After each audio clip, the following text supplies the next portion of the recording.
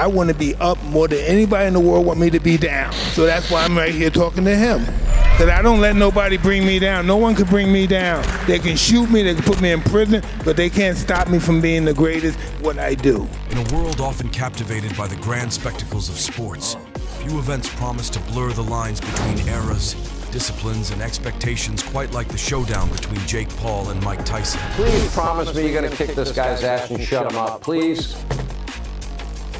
Hey, I'll do just that for you. Well, it's official. Mike Tyson versus Jake Paul is a professional boxing match. Take nothing away from them. No, I mean, people want to take something away from them because they're YouTube people. I always tell people, just forget that Jake Paul is a YouTube guy and watch him box. Yeah. Absolutely, absolutely, yeah. Because once your feelings are in the ring, you think about, wow, I don't want to get hit, I'm this and that, and you're apprehensive. And once you're apprehensive, it's over with.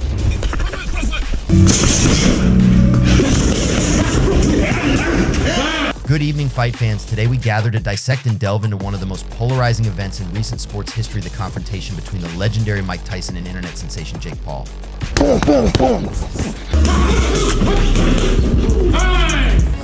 I think Jake Paul really hurt. They want to fuck with me.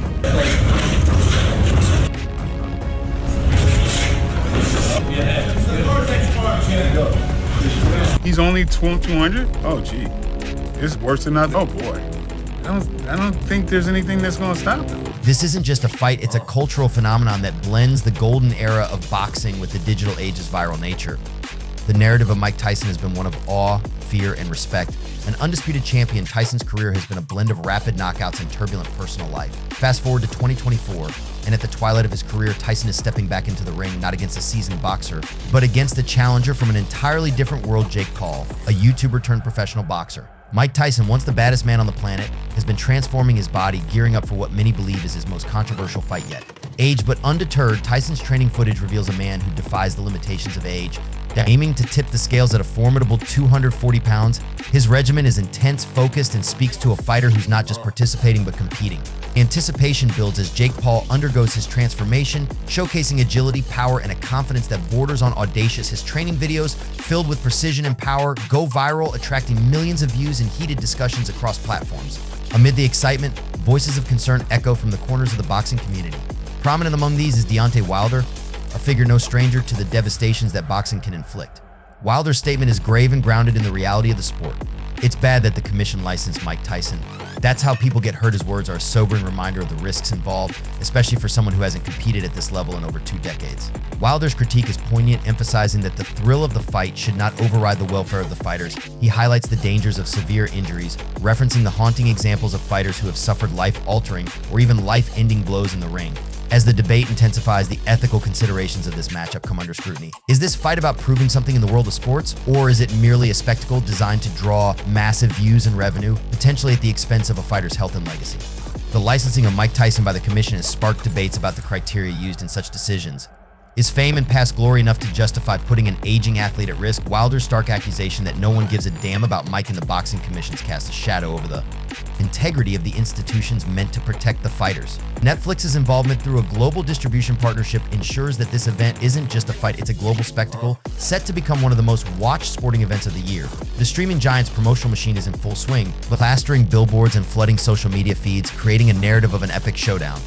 This media frenzy not only highlights the fight, but also raises significant questions about the nature of modern celebrity and entertainment.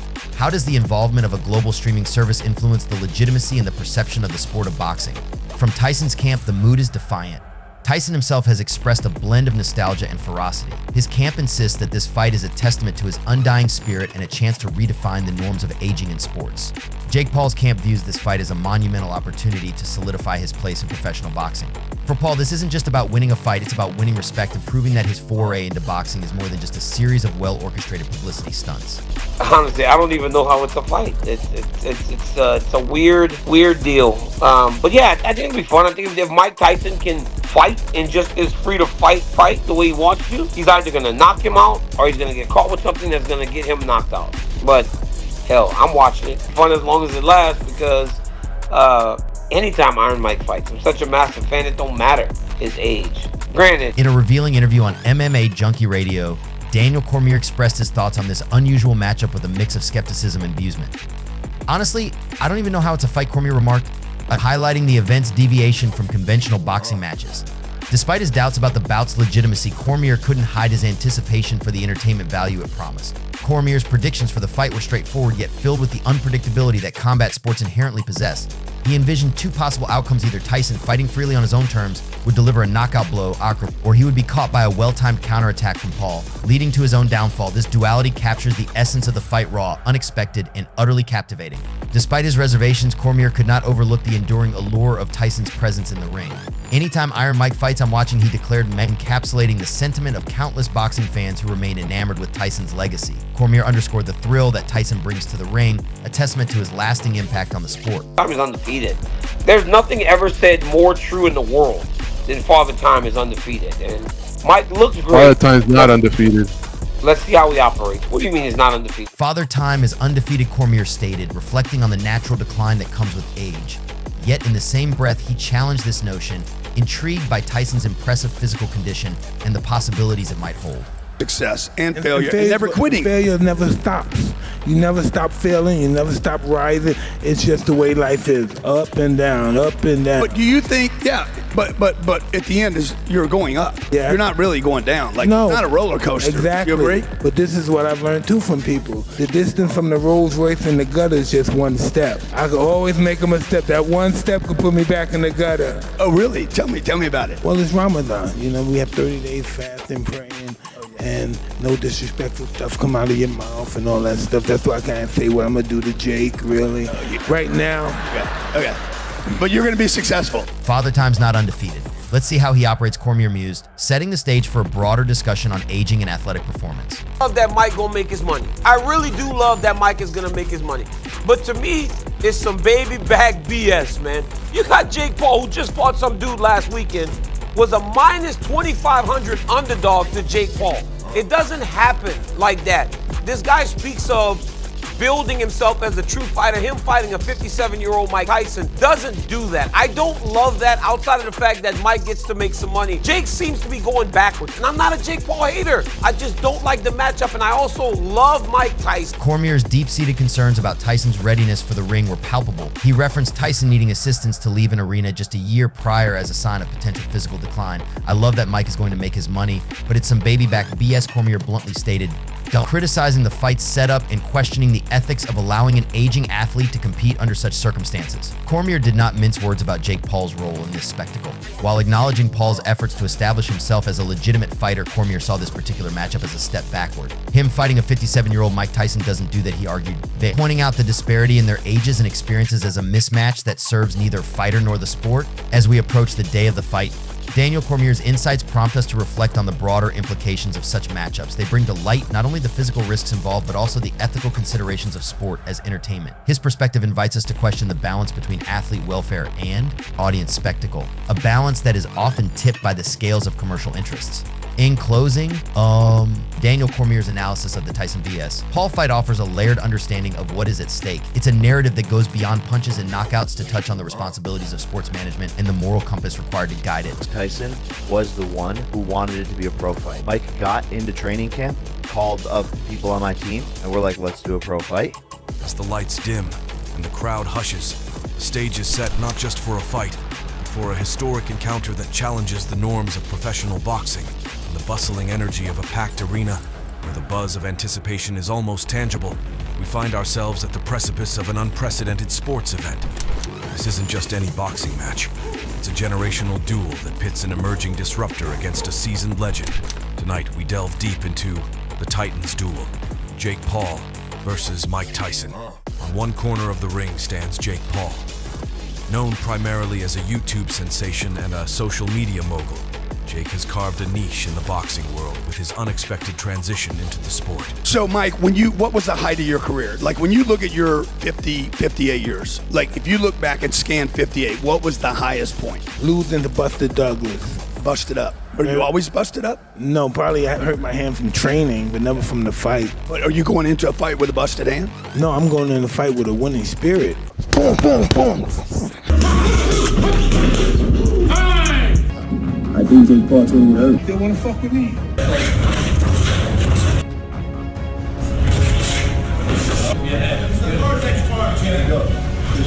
He's only 200? Oh, gee. It's worse than nothing. Oh, boy. I don't think there's anything that's going to stop him. What's truly remarkable is Mike being in the zone, getting angry and letting all his emotions out during training. This is the Tyson we need to see, the one who dominated the boxing world with his peekaboo style, which helped him become the legend he is. At his age, it's clear that he's working well with his coach, and the results are showing. They're proving that efficiency and results go hand in hand, and Tyson is as efficient as ever. I'll give you guys the answer early. Is Jake Paul natural? No. I can say that with pretty certain confidence in that statement. A little bit, or something like that. I may just come in without jabbing and moving my head. But dude, you were like undefeated for how long? Well, you could be undefeated, but that don't mean you're the best. Right. But you were the best. It appeared to be, yeah. You appeared to be. Yeah. But goddamn, he was the best. Look, here's a guy that was the best, and he's saying no. It appeared to be the best. Well, listen.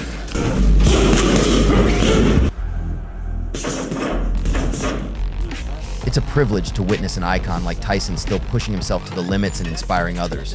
Boom at the same time. As he's going to boom and go down. It's right. Boom. Jake Paul. I was going to rip his heart out. I'm the best ever. I'm the most brutal and vicious and most ruthless champion there's ever been. There's no one to stop me. Slip. Yep. Me whip the butt. I think we should do that before. Awesome.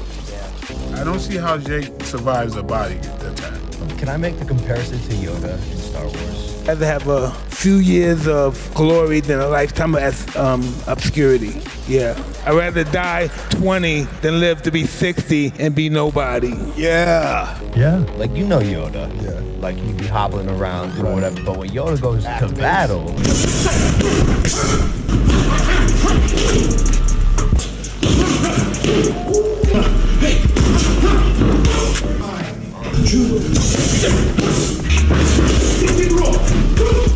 His journey is marked not by decades of grooming in gyms, but by a rapid, media-fueled ascent into the professional ranks. Kid can fight, 100%. And that Tommy Fury fight really showed that. I mean, it goes to a split decision against a legit undefeated boxer. Yeah.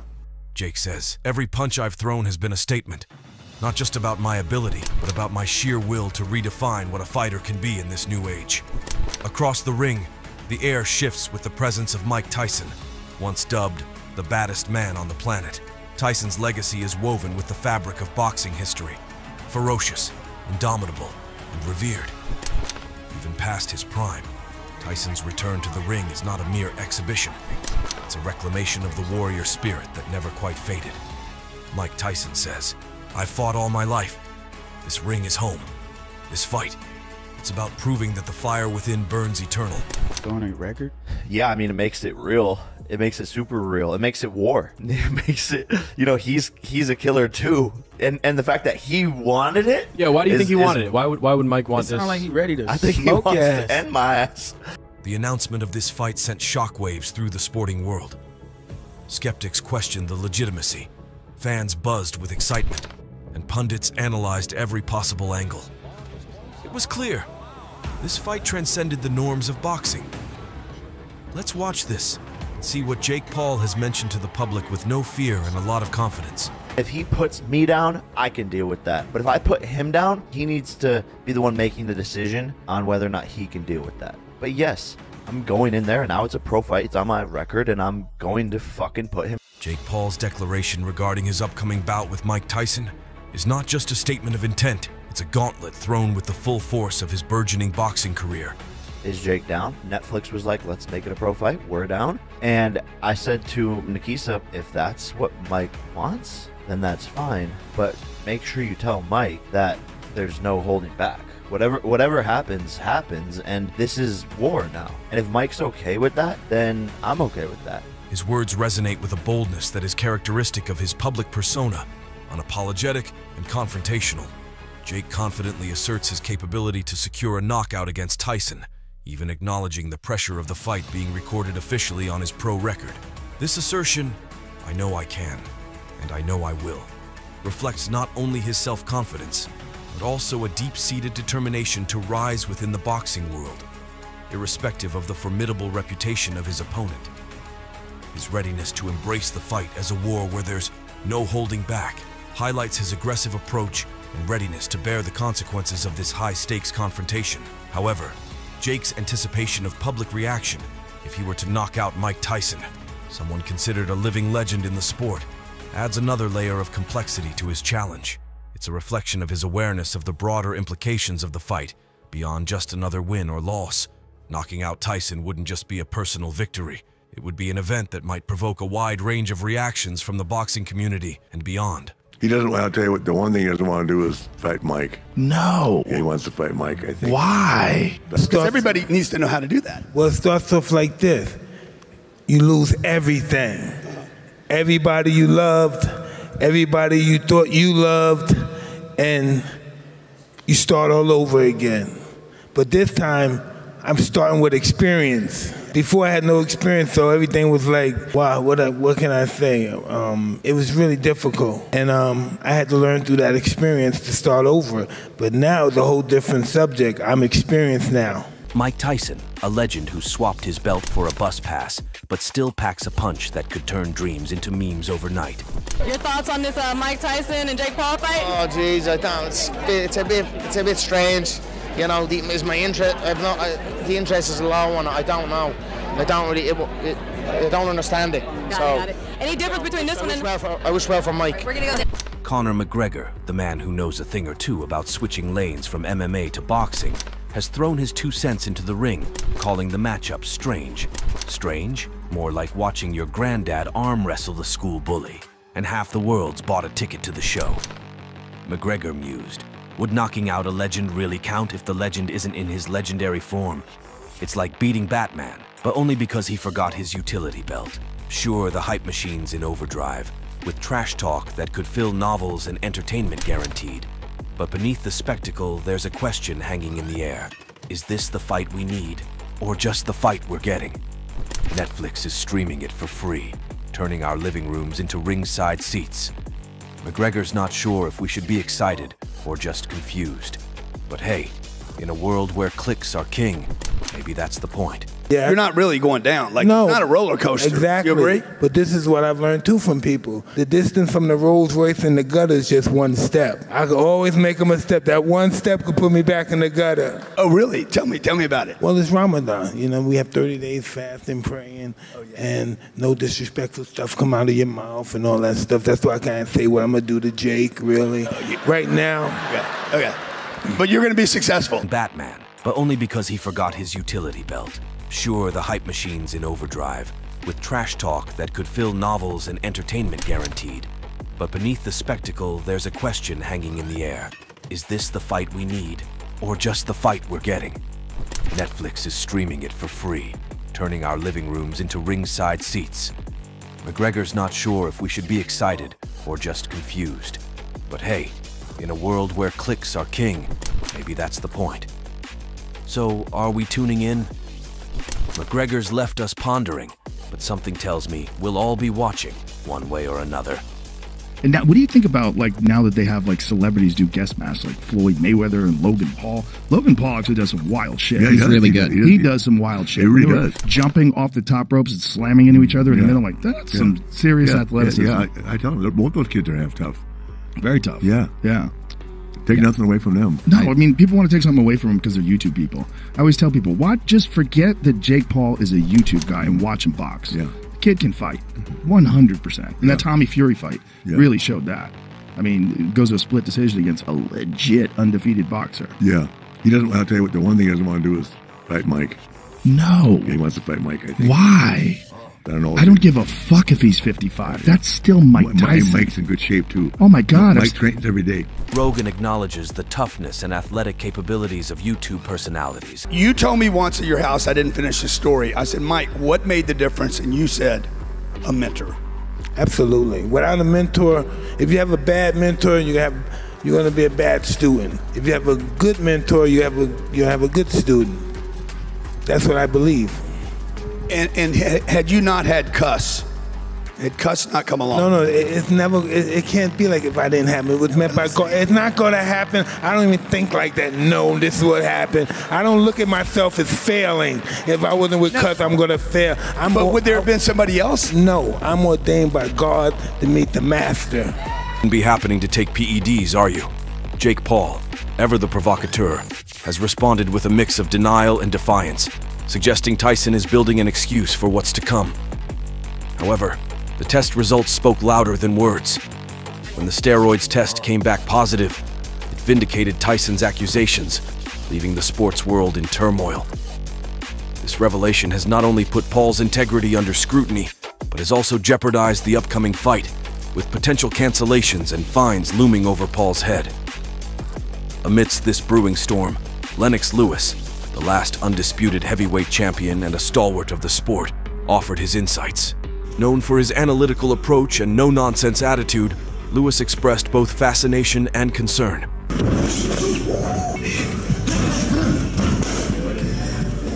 I think it's going to be a good fight. I mean, you know, Mike Tyson, what he does is two-dimensional. He's going to come at you, trying to knock you out. Now, you got to try and stay away from him. Mike's training at 58 is something phenomenal, Lewis observed. He's not just a fighter, he's a force. Yet, he cautioned Paul, highlighting the risks of underestimating Tyson's ability to unleash devastation even at his age. You saw him working out the other day. He's 57 years young. He still got it. He still got it in his eyes. He still got it in the body. Oh, yeah. No, Tyson can throw a punch. He can take a punch. So, you know, he's doing something that he's used to. As the July 20th showdown approaches, expectations are at a fever pitch. Tyson, fueled by wrath and a sense of betrayal, seems more determined than ever to prove a point. Not just to win, but to expose. On the other hand, Paul, despite the allegations, remains a wild card with much to prove. The fight is expected to be not just a physical contest, but a battle of wits and strategy, with each fighter looking to exploit the other's weaknesses. You told me once at your house, I didn't finish the story. I said, Mike, what made the difference? And you said, a mentor. Absolutely. Without a mentor, if you have a bad mentor, you're going to be a bad student. If you have a good mentor, you have a good student. That's what I believe. And had you not had Cuss, had Cuss not come along? No, it's never, it can't be like if I didn't have it. It was meant by God. It's not going to happen. I don't even think like that. No, this is what happened. I don't look at myself as failing. If I wasn't with Cuss, I'm going to fail. But would there have been somebody else? No, I'm ordained by God to meet the master. Be happening to take PEDs, are you? Jake Paul, ever the provocateur, has responded with a mix of denial and defiance, suggesting Tyson is building an excuse for what's to come. However, the test results spoke louder than words. When the steroids test came back positive, it vindicated Tyson's accusations, leaving the sports world in turmoil. This revelation has not only put Paul's integrity under scrutiny, but has also jeopardized the upcoming fight, with potential cancellations and fines looming over Paul's head. Amidst this brewing storm, Lennox Lewis, the last undisputed heavyweight champion and a stalwart of the sport, offered his insights. Known for his analytical approach and no-nonsense attitude, Lewis expressed both fascination and concern.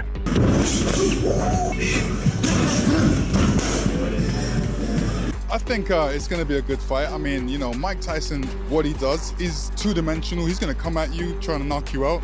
Now, you got to try and stay away from him. Mike's training at 58 is something phenomenal, Lewis observed. He's not just a fighter, he's a force. Yet, he cautioned Paul, highlighting the risks of underestimating Tyson's ability to unleash devastation even at his age. You saw him working out the other day. He's 57 years young. He still got it. He still got it in his eyes. He still got it in the body. Oh, yeah. No, Tyson can throw a punch. He can take a punch. So, you know, he's doing something that he's used to. As the July 20th showdown approaches, expectations are at a fever pitch. Tyson, fueled by wrath and a sense of betrayal, seems more determined than ever to prove a point. Not just to win, but to expose. On the other hand, Paul, despite the allegations, remains a wild card with much to prove. The fight is expected to be not just a physical contest, but a battle of wits and strategy, with each fighter looking to exploit the other's weaknesses. The age of innocence in boxing is long over, one might say sarcastically. Now we have drama, steroids, and YouTube stars turning the sport into a reality show. What's next? Are we going to see a Kardashian referee the match? Thea's situation indeed reads like a script from a Hollywood blockbuster, with heroes and villains, plot twists, and a climax that remains uncertain until the last bell rings. The public and media reaction has been a whirlwind of speculation, analysis, and entertainment. Boxing forums, social media platforms, and sports news outlets are abuzz with debates and discussions about the integrity of the sport, the role of fame in modern athletics, and the true meaning of competition. As we edge closer to D-Day, the Tyson vs. Paul event transcends the confines of a typical boxing match. It has morphed into a cultural phenomenon that reflects the complexities and the changing dynamics of sports entertainment. It raises questions about legacy, legitimacy, and the fine line between spectacle and sport. Regardless of the outcome, July 20th will undoubtedly be remembered as a day when boxing danced dangerously with drama, and the world watched, captivated. Tyson's coach whispers strategy, but his eyes speak of wars from decades past that taught him the price and prize of being undisputed. As fight night approaches, Tyson's training intensifies. The sound of gloves against pads, a rhythmic beat that underscores a warrior's preparation. It's not just about physical readiness, it's about mental fortitude. Tyson's regimen is crafted to ensure that his mind is as sharp as his punches. Meditation, visualization, and psychological warfare are all parts of his arsenal now. The world watches, some with bated breath, others with skeptical murmurs. Can Tyson truly return to form? Does Jake Paul stand a chance against a seasoned veteran whose very name evokes images of knockouts and victories? The fight is more than a match. It's a cultural phenomenon. It bridges generations, contrasting the raw power of the old guard with the brash confidence of the new. He's not just training, he's sculpting his legacy anew. Stay away from his power. I seen him working out the other day, and he throws some good combinations. So those 6-punch combinations, he has to make sure, I'm talking Jake Paul, make sure that he's not in the way of those punches, because Tyson's a real fighter. Those 6-punch combinations, they're a message. Jake Paul needs to heed that message, or he'll be overwhelmed. Tyson isn't just fighting, he's reclaiming his time, his throne. Lewis continues. Seeing Mike like this, it's like watching a force of nature. He's two-dimensional in his focus, but multi-dimensional in his execution. He's a vortex, one that Jake must navigate with caution. As the bell rings, the fighters exchange blows, each punch a story, every dodge a strategy unfurled. The rounds progress with moments of sheer prowess and unexpected vulnerability. The outcome, regardless of the victor, changes the trajectory of both careers. Tyson with a powerful left hook, Jake responds with agility. A counterpunch slips through. The crowd is on its feet. Both fighters express mutual respect, reflecting on the journey and what the fight has taught them about themselves and each other. As the dust settles, the impact of the Titans' duel reverberates far beyond the physical confines of the ring. For Jake, the fight is a stepping stone or a stumble. For Tyson, it's a final chapter or a continued legend. This fight will be analyzed and talked about for years to come. It transcends the individuals involved and speaks to the broader narrative of sport, legacy, and the evolving definition of a champion. Jake Paul's closing thoughts. I've already won. I outmarketed, outsmarted, outworked everyone. Mike Tyson's reflective words were, it's about discipline, about pushing yourself to the limits when everyone expects you to falter. In a world hungry for stories that inspire, challenge, and transform, the Titans' duel between Jake Paul and Mike Tyson will remain a beacon, testament to the enduring allure of boxing and the timeless battle between old and new. As the saga of these two fighters continues, the sport of boxing looks ahead, its narrative forever enriched by this monumental encounter.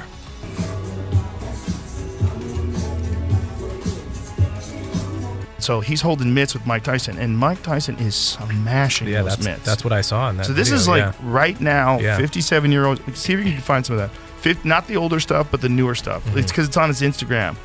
And, looked pretty serious. Yeah, he's like, day 2, still want to f with me? Yeah. He's like, I mean, I'm 100% rooting for Mike Tyson. Oh, of course. Obviously. Of course. Everybody should be. And, Jake Paul is he's probably a little scared. As much as he thinks he's the younger guy and he's a tough guy and he's a really good boxer and he'd probably be able to do. Look at this. Yeah. Give me some volume. Terrifying.